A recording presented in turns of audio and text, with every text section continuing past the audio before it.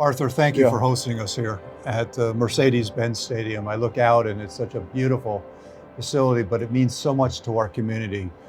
Thank you for, first of all, investing in this vision. Tell me what this building means to you. Well, it's a centerpiece, one of the centerpieces for this great city of Atlanta, for bringing people together for community activities, but obviously for sporting events, for concerts and the like. We had 200,000 people here the last 3 days for Taylor Swift. We filled up for Falcon games, Atlanta United games, where we hold all the attendance records in the history of Major League Soccer. And with HD Backyard, we do a lot of community activities as well. So it's really to make people feel that sense of community and to come together and have a shared sense of joy and happiness in their lives. Yeah. And so whatever the results are on the match or game makes no difference in terms of, it does to the teams, but it makes no difference in terms of the experience we want people to have. So it's a house of happiness in some ways. I know that sounds a little bit funny, house of joy. Yeah, but it really is in a lot of ways. It is a house of joy. Good. It's great. Well, let's go continue this conversation downstairs.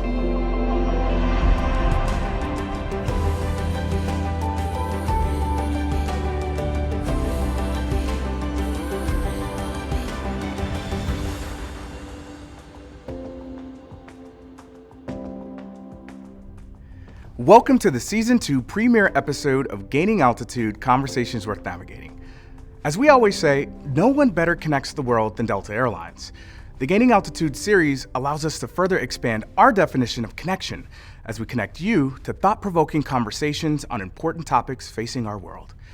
As you've just seen, we're taking this season to new heights. We'll be filming at unique locations across the country to highlight the incredible stories of our guests. With that said, it's only right that we start Season 2 in Atlanta, Georgia, where our featured guest, Arthur Blank, has made profound professional and philanthropic impact in more ways than one. Arthur Blank is most widely known for co-founding the Home Depot, a multinational home improvement retail corporation. His impact, however, can be felt far beyond the aisles of the retail giant. Arthur's family of businesses is vast, including the Atlanta Falcons NFL team, the Major League Soccer team, Atlanta United, the nationwide PGA Tour Superstore, the state-of-the-art Mercedes-Benz Stadium, and so much more.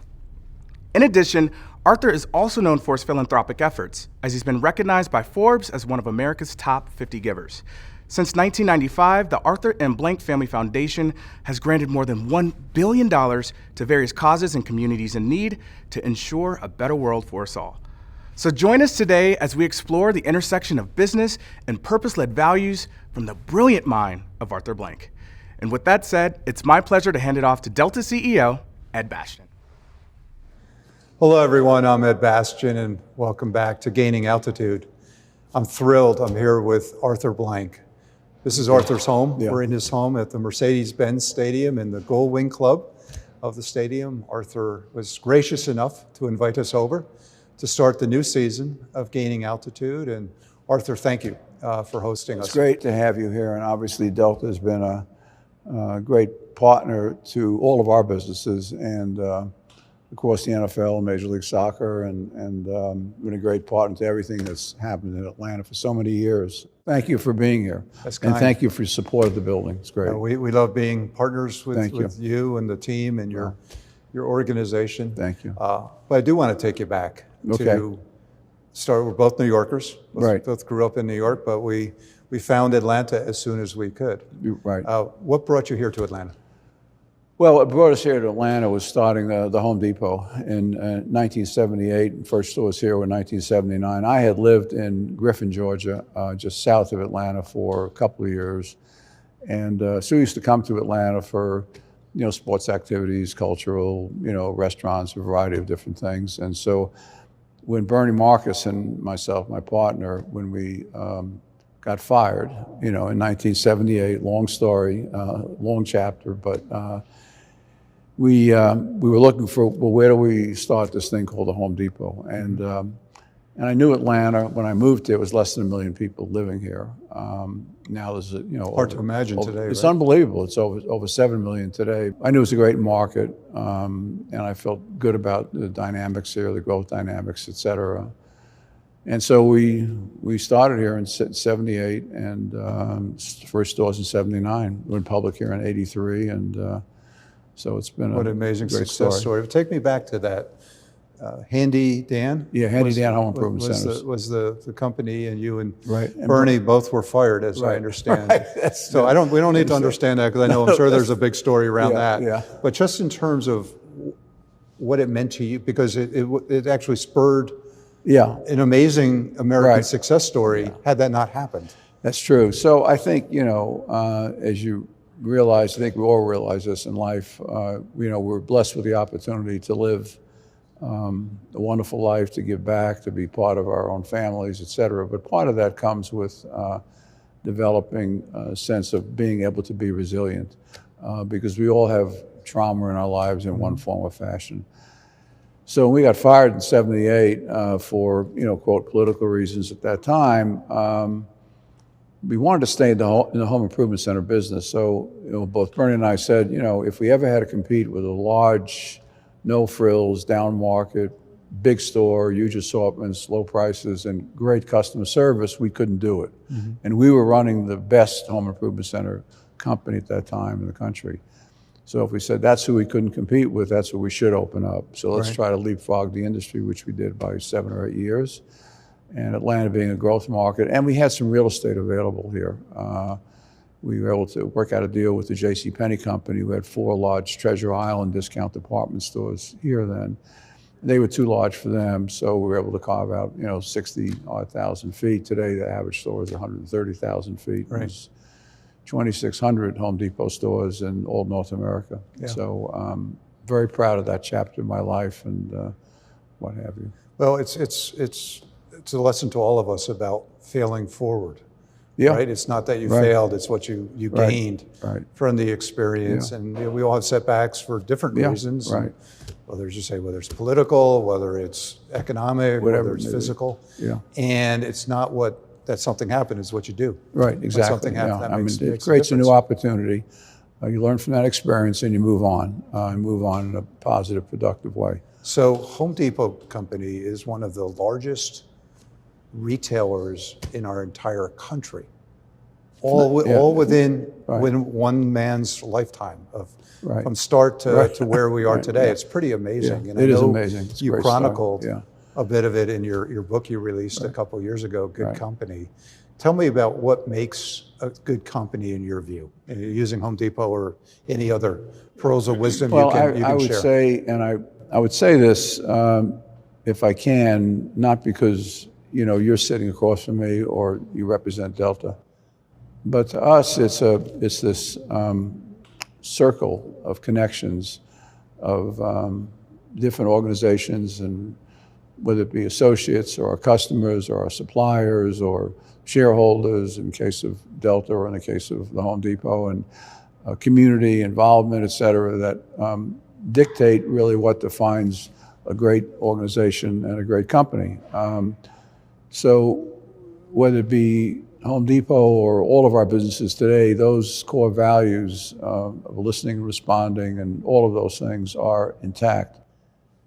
So our behavior is not driven primarily by the short-term financial results. They're driven more by behavior. What's the right thing? My mother had an expression, do the right things for the right reasons and live with the responsibility of it, so the consequences of it. So, I think that the beauty of all of our businesses and the beauty, I think, of Delta is that, vision has always been do the right thing long term. Think about it in terms of the people we serve, our customers, thinking about the people that serve the customers, which is our associates. And I've always said we were in a reverse kind of pyramid, and that myself or Ed Bastian would be at the very bottom, and the customers at the top, and the next group are the people, like your mechanics and your flight attendants and your pilots, et cetera, all the people that interact with all of the customers on a worldwide basis. So to me, that's what makes a great company. It also, when you live with a sense of values and you're actually, your company leads by its values. Right. The associates, in your case, it's over 90,000. They go home with a sense of pride of who am I working for and with, and that I'm important. I'm not just the paycheck. I'm an important person here. What I have to say is important. I'm listened to. People pay attention to me. I know that I'm critical in the overall success of the organization.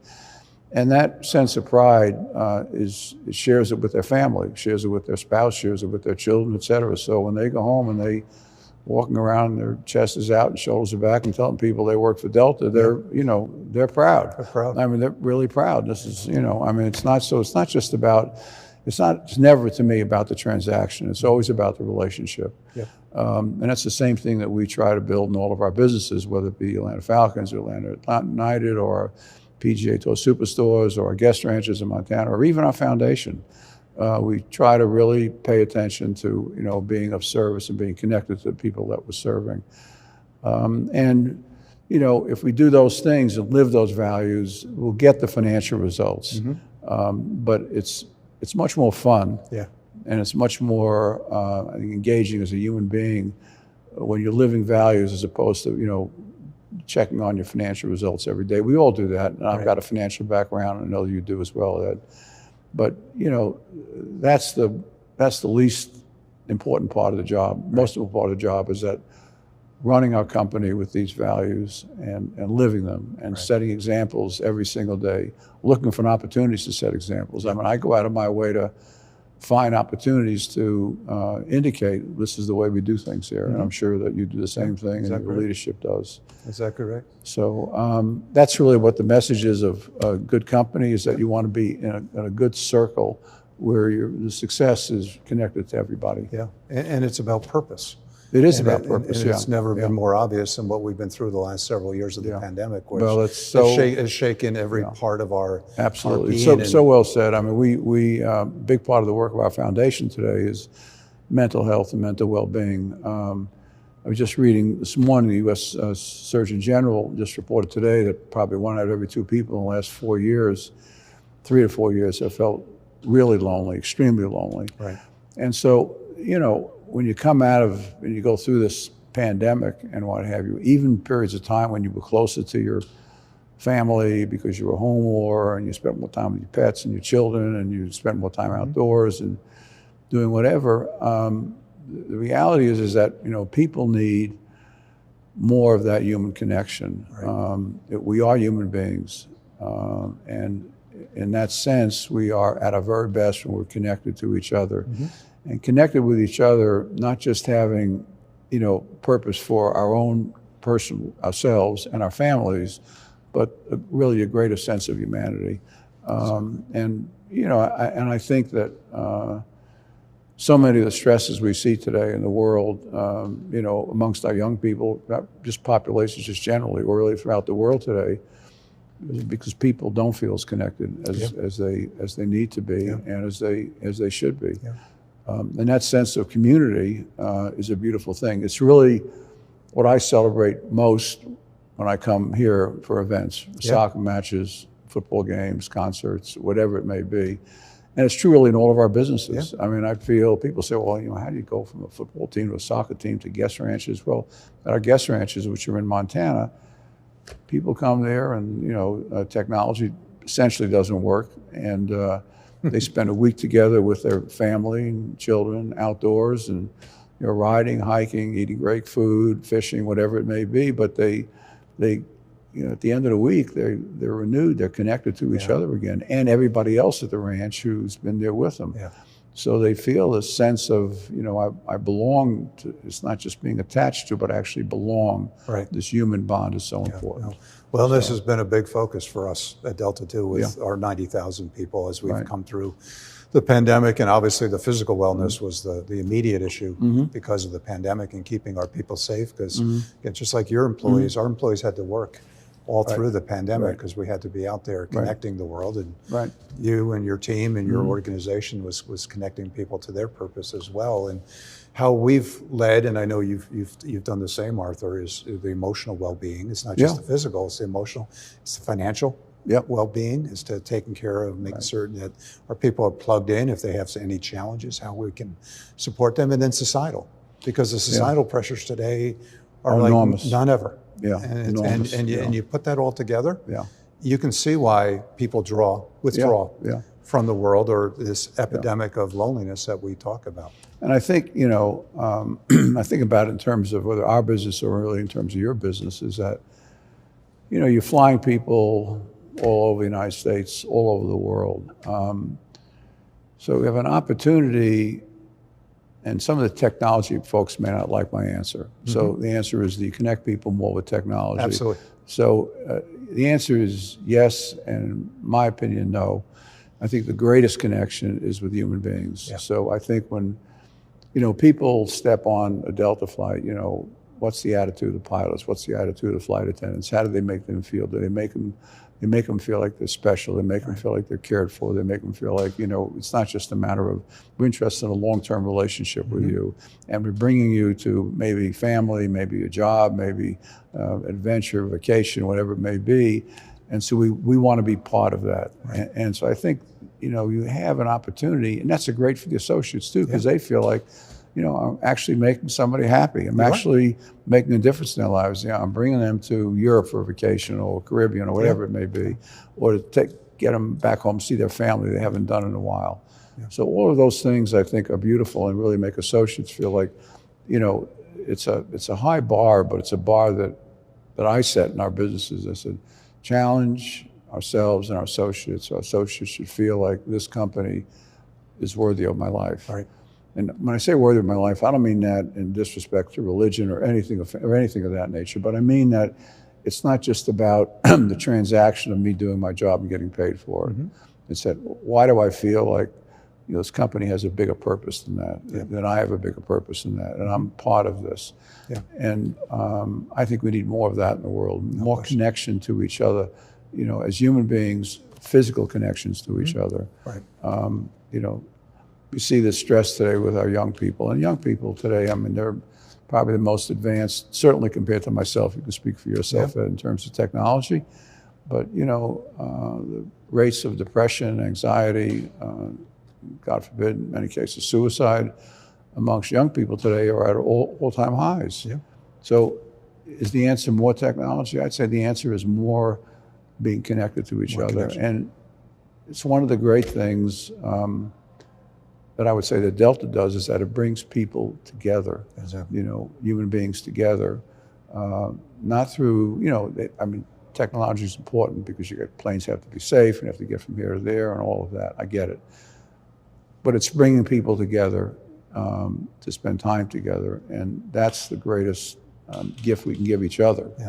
The joy that we all bring to the. I remember during the pandemic football. I remember when we were playing games here with no fans.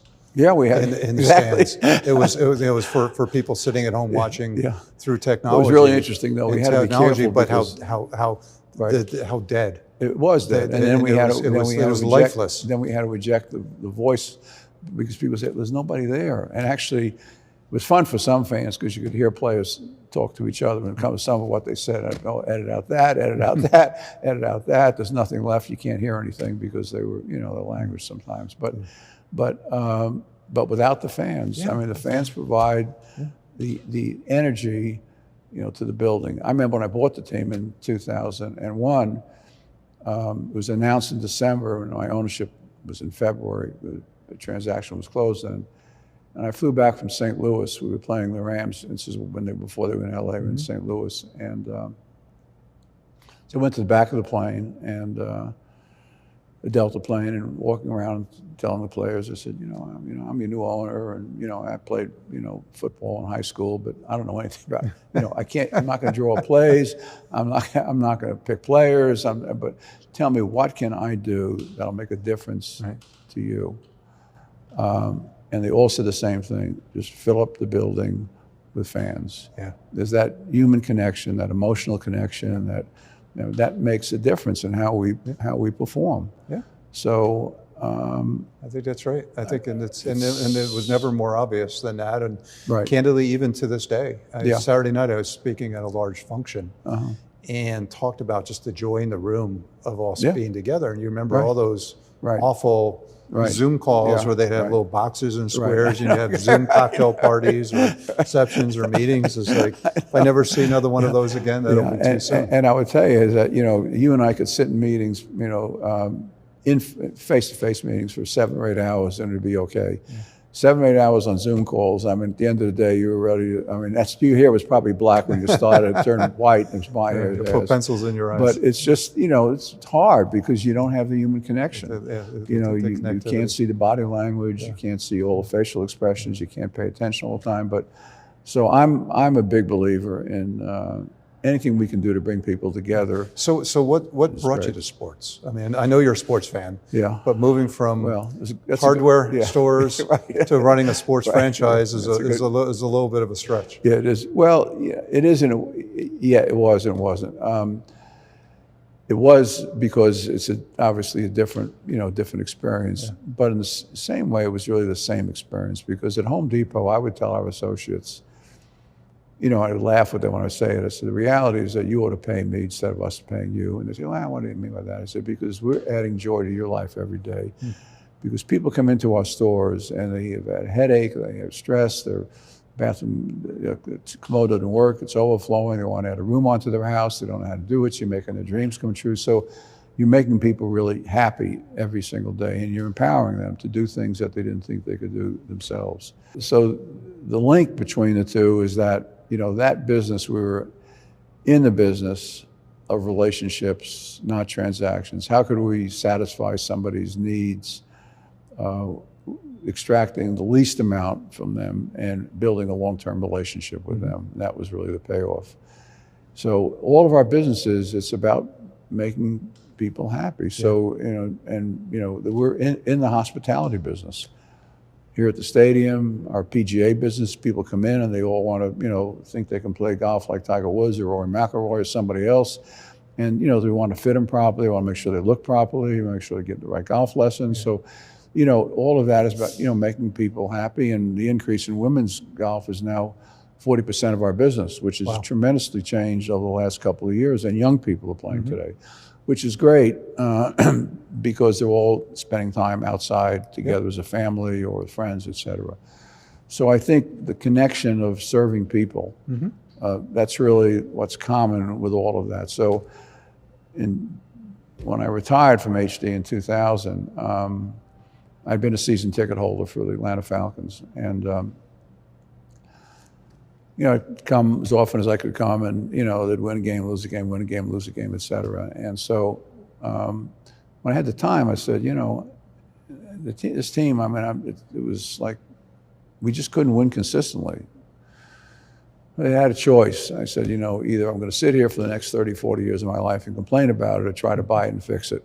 So I chose to buy it and fix it. So, and I remember at the closing, the commissioner then was Paul Tagliabue, who was a wonderful human being, great guy, right before Roger Goodell's been our commissioner since 2008 now. But Paul said to me at the closing, he said, you realize that the Atlanta Falcons have never had back-to-back winning seasons. I had Paul, I said, that can't be correct. And Paul was the smartest guy in the room. He never said he was, but actually he really was the smartest guy in the room. So I said, oh no. Went back and checked, sure enough, he was right. So, we've broken that when we had 5, 6 years back-to-back winning seasons. We're coming out of that trough right now of not having that level of success, but we'll be back there very shortly, starting this year. So, to me, it's all about making people happy, giving back. And then, Ed, I've been so blessed, both personally and professionally. I have, 6 children, 6 grandchildren. You just had your first grandchild. So you name an age, I have a child or a grandchild, one or the other. But in looking at looking back at my life and thinking about, well, what kind of grade would you give yourself? Is the fact that my children that are all a little bit older now all choose to spend time with me. That tells me I've been a good father. Yeah. So that's really important to me. And that, 95% of my estate's going to go back through our family foundation or other foundations that children's control. And, so it's been an incredible cycle of life in that way for me. And the chance to give back and make a difference, it's something that I came from a very middle-class background. My folks didn't have very much money, but my mother was always involved in the community. I lost my father when I was only 15 from a heart attack. But So that's a blessing in my life. It's an incredible So it's, blessing. And we'd be remiss if we didn't stop on that for a moment and talk about the great work your philanthropy, your foundation does. And our audience should know that your foundation now has passed the $1 billion mark of giving back to the community over the last 30 or so years. And it's what an amazing number. Well, it is. It's amazing opportunities and amazing to be able to do that. So the state has grown dramatically over the last number of years because of all the business successes. So I don't need any more of anything. I have enough of everything in my life, and my children have enough of everything in their lives. So as the estate continues to grow, we want to continue to reinvest it, back into needs that we all see, whether it be in democracy or climate change or character, youth development, or mental health, mental well-being, or just a variety of other things that we care deeply about, transitioning young men and women from military back into the United States and in healthy ways. I'm fortunate to be able to help do that. So, with our estate growing the way it has, we would anticipate the next billion is going to become a lot sooner than the last billion did. And then immediately after that, billions. And my children have all had a conversation last night with my oldest daughter, and she said to me, "Dad, we want to remind you that we want to encourage you to give away as much of your estate as you want during your lifetime." And we're going to continue to run the foundation after that, but we want you to continue to do the work that you're doing and accelerate it if you can. Well, as a citizen of this city, I want to thank you because the foundation makes a difference in so many lives here in Atlanta and beyond Atlanta as well. But there's not a cause or an organization that you haven't touched in some way. And while you have, people are going to know you as founder of the Home Depot, as the owner of the Atlanta Falcons, as the architect, the creative genius behind this amazing building here. It's the foundation that really is going to leave the lasting impact for your legacy, and that's amazing. Yeah, I appreciate it, and I probably I would really want that to be the case too. The other things are all great, but be able to make a difference in other people's lives, that's a lasting legacy that. It's not important for me, but it's important for the lives that you help, create a more balanced opportunity for them to be the best that they can be, which is what we want for everybody. 7 billion people living on the face of the earth. We want that opportunity for everybody if we can. Well, I'm going to ask you a closing question. Your favorite T-shirt has on it, "There is no finish line." Yes. Tell me why that's your favorite T-shirt. Well, it is, and it is, but it's also is not because. It is because essentially, I think, particularly when you look at, from a business standpoint, this at Delta, I know this at Home Depot, I know it in all of our businesses today, greatest professional sports league in the world, the NFL. I mean, everything we're attached to, we're doing incredibly well, but there's always opportunities to get better. There's always opportunities to increase the level of service, always opportunities to become more effective and more efficient at the same time. So you always have those challenges. But I also think, and one of my kids, or several of them, reminded me, said, "Dad, you're 80 years old now." So, but the word retirement, in my opinion, is not a good word. It's not a good word, I don't think, for me, and it's really not a good word, I would say, for almost anybody. Right. So it's okay to change what you're doing, but it's not okay to get up every day without purpose. Right. That's beyond yourself. And so I've tried to live a life where there's purpose to everything that I am doing. And so it's a joy for me and blessing for me to be able to give back. And I would say, as a societal leader, and I don't say this, Ed, because you're sitting here, but, Delta has taken on many issues and has not been at the back of the pack, has been at the front of the pack, and has studied the issues, thought through them carefully, and it's not worried necessarily about who else is in the boat with me, but let's just do the right things for the right reasons. And that's what great leadership does. So I want to it's not just credit you, but credit really your whole leadership team and the organization for supporting that mentality, which is brilliant. Thank you, Arthur. So, well, you're an inspiration to me. No, You're an thank you. inspiration to many people. Thank you you. for hosting us. And Well, I think thank the you most, for the asking most me. beautiful building in well, it's a great this building, city. but we make a lot of people happy in this building, which is really what it's about. So, and thank you for asking me. It's an honor to be with you. It's good. Thank you for the time we have today. And I'm going to bring on my host of this show, Jamar Harrison. He's going to ask us some final wrap-up questions. Great. Okay. Wonderful. Jamar. Yeah. Thank you, Ed. Thank you, Mr. Blank, for joining. And on behalf of the 90,000 Delta employees that I get a chance to call my family, as well as all of the communities that both of you all have impacted, I just want to say thank you. This was a powerful conversation and really a lot of insights that we're learning here. So thank you. I'm just going to ask a couple of rapid fire questions for you both, and I'm really curious to get your insights. So we'll start out with the first. We're in MercedesBenz Stadium right now, which is home to so many sporting events, but also a lot of concerts. Some of the biggest names in all of Hollywood, right, give concerts here, Taylor Swift, Beyonce. So who was your first concert? Can you walk us through who that was? Where were you? Well, my first concert here was Garth Brooks and his wife, and they were unbelievable. The sound was good, but it's now incredible, and I think my experience this last weekend with Taylor Swift, with 200,000 people in the building over 3 days, was an amazing experience. So I'd say those couple. How about your very first concert you ever were at? That was at very first concert actually was at Carnegie Hall. So my mother was a big believer in the arts, so she would take me to the children's series at Carnegie Hall when Leonard Bernstein was the conductor. Okay. And it wasn't a concert in the sense of, a musical concert. It was a musical concert, but it wasn't a vocal concert. But those are some great experiences. That's awesome. Yeah. For me, I have to stretch my memory banks. I remember going to a show by it was a folk rock group called America. Uh-huh. That was probably my earliest concert that I can recall. I was up in Saratoga, New York. Yeah. It was an outdoor amphitheater, Right. Yeah. the SPAC, and I think I was like 10 years old. So Yeah. Nice. Well, Mr. Blank, you spoke a little bit earlier about never reaching that finish line, right? One of your favorite quotes there. And so I read your book, Good Company, and you talked a little bit about your natural inclination to keep moving. Right. And so can you talk to us a little bit about what decompression looks like for you? How do you rest and take care of yourself while also running some of the most powerful organizations in the country?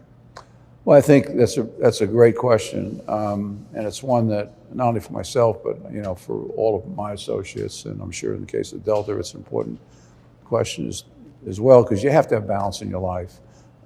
So I think it's important to be able to run in the first lane when you're producing and going and churning and getting better, et cetera. But it's important to live in the fifth lane too, where you can, take in life and enjoy life and spend time with people that are close to you, your family and friends. Interesting, one of the gentlemen who's a grantee of ours, his name is Dr. Bob Waldinger. Bob heads up the longest longitudinal study done in the history of the world on what makes people happy at Harvard. It's 100 years old, goes back thousands of families, thousands of individuals. So the essence of his book, which was just published, called The Good Life, and I'm not here to sell his book, but it's called The Good Life, summarized it by saying that what makes people happy at the end of the long day, the life, is who is in their circle of love and who is in their extended circle of love, relationships, and what kind of relationships do you really have. So I think it's important to be able to refuel your own tank. It means getting enough rest, getting exercise, faith, whatever those things are really important to you, as well as continuing to try to grow and get our businesses better and giving back to the community. Yeah, no, I agree with you, Arthur. You're right. Our physical well-being, what we put in our body, how we conduct ourselves is important. But it's what gives you meaning, for me anyway, that gives me Yeah. energy back. Yeah. And so for myself, it's family, Yeah. like you. Yeah. As we shared, I just had my first grandchild Right. 4 months ago, and I Right. spent Sunday afternoon with my daughter and my grandson. And I walked out of there feeling like I was on the clouds, Right. and No. it's one of the greatest pick-me-ups. Yeah. I love your PGA Superstore. I love kind of browsing around in there. I am not a very good golfer, but I enjoy golf. And Well, that's a people- sport that gives me a lot of relaxation. Yeah. Because when I think about golf, it's Yeah. in a beautiful setting. You're Right. with friends. Right. It's a peaceful game. Yeah. You take your time. Right. And for me, it's a hard game too. So I have Yeah. to kind of think about Yeah. what I'm doing, That sounds which exactly causes like me. which causes me to forget about the stress of the day, and I can kind of focus on I something know. different. It's so true. I find when I'm playing golf, I don't think about anything else. But so I think the flip side of the message, and I mentioned this earlier, is that there is no finish line. The other side of that, which we all have to remember, is that in a sense, kind of there is a finish line. So I think it is important to have balance in your life as we all go through life together, and really remember that what is really important at the end of, as the French say, the final transition. What are you going to remember the most, and what's going to be the most meaningful to you? And I think that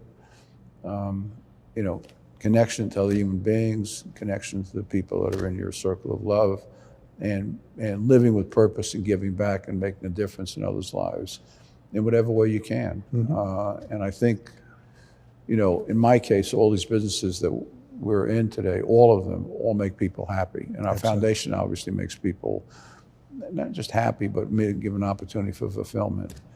And I really think, I'm not saying this because Delta's sitting here with me, but it's really what you're doing. I mean, people are flying, they're going from one place to another place because they want to be closer to, some life experience or have an adventure or family time or whatever it may be. So, that's a beautiful thing that, years ago was not as available. Exactly. And we can bring people closer together that way. And, at the end of the day, the world will be much better for that. We call it our magic. Yeah, it is magic. That's our magic. Absolutely. That we get to create. Yeah, right. In line with that theme of rest and memories, let's talk a little bit about vacations. So, when you do travel on Delta and go somewhere to relax, do you prefer a relaxing vacation or an adventurous vacation? Probably more today, probably a little more relaxing than adventurous. I would say when I was younger, maybe a little more adventurous. But, we have a guest ranches in Montana. So when I'm there, I go horseback riding almost every day. So that's a bit of an adventure. I mean, I love to ride, and I'm, fairly good at it. But, I love doing that. So that's an adventure. But it's also getting out in nature. Yeah. It's not, it's being close to another, not a human being, but another living animal, and developing relationships with people I'm riding with, or going places and seeing things they have never seen before, and feeling, when they get off the horse, and a lot of our guests are inexperienced riders, they feel like really empowered. They feel, now I'm a wrangler, I'm a cowboy, I can, so it's just, I enjoy both, but I think it's important for me to be able to, to put things down and spend time in a different way. It gives me a chance to relax. Yeah, I'm with you. It's a relaxing vacation that I have enough adventure in my day life. Right. I don't seek adventure. I'll tell you a quick story on that. I was down. I was talking about Richard Branson earlier, and I was down visiting him at his island Necker about a month ago. And we had a couple people with us it was their first time to Necker. And Richard wanted us to go out for a walk to show the island. It's a small island. And he asked me as we're getting ready to start the walk, he said, should we take the leisurely path or should we take the more adventurous route? Yeah. And I said, let's take the adventurous route. Okay. This is the first time, let's show them the island. I forgot who I was talking to. When you say adventure to Richard Branson, we're up climbing on these mountains and scaling rocks and looking down. There's like a 100-foot fall. It was insane. So it took us about 2 hours to return. Fortunately, in one piece. But I'm definitely much a fan of the relaxing. Well, I have one last question, and it's a special question to the series we ask all of our guests. and it's around the power of connection. But before I get into it, I do want to read an excerpt from your book, Good Company, because I thought this was a great way to segue into this question. You write, companies connect to communities, associates connect to neighbors, corporate leaders connect to several leaders, organizations connect to others with similar missions, and people connect to people, united in a common cause. Collectively, we can do so much more than we ever could apart. And so my final question to you, Mr. Blank and Ed, those viewers that are tuning in, what advice do you give to them as they think about how they can uniquely connect the world? Well, I think it's a great question. It's always a great question, and I think today I would just humbly suggest it's probably a bigger question than it's ever been before. If I can use a football analogy, I think when America is at its best, if you look at the game being 100 yards long, the game is played between the 30-yard lines, so someplace in the middle. Today, we have a game often being played between the goal line and the 30-yard line on one side and goal line and 30-yard line on the other side. And that's not healthy because we're not really bringing the best people together. We're not, looking at issues, opportunities together the best we can.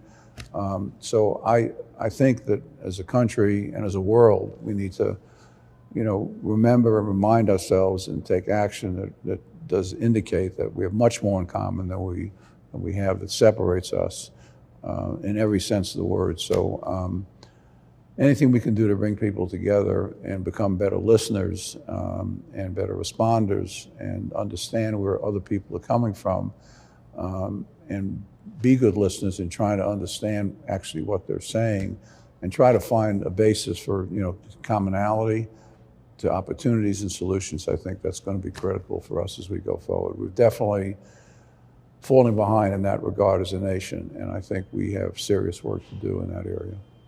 Well, Arthur, I want to thank you for this opportunity to visit with you. Well, thank you. Over the course of the last hour, your words and your thoughts and your reflections and observations provided a lot of inspiration to people that have been listening to this. As you talk about, there is no finish line. At Delta, we like to say, keep climbing. Right. Because we can always get better. We can always improve because it's in that improvement and that goal to continue to focus on the journey, not the destination, where we do find meaning and we do find purpose. And we can put our differences aside and we can make this world a better place. And you're doing it in so many ways. I know the more you do, the more you see. Well, it's an honor being. We feel the same way, but it's been an honor to be with you. Well, thank you very much. I appreciate it. Thank you. Thank you, Arthur. I enjoyed it. It was great. Thank you very much. Thank you both, and thank you to our employees, customers, and communities for joining us for the premiere episode of Gaining Altitude Season 2. We hope you enjoyed the powerful conversation with Arthur Blank, and we look forward to having many more conversations like these with you in the days ahead. In the meantime, you can catch Season 1 of Gaining Altitude on Delta's YouTube channel, wherever you listen to your favorite podcast, or on gainingaltitude.delta.com, where you can share your feedback and get the latest updates on upcoming episodes. Until next time, I'm wishing you all blue skies. Please take care and stay safe.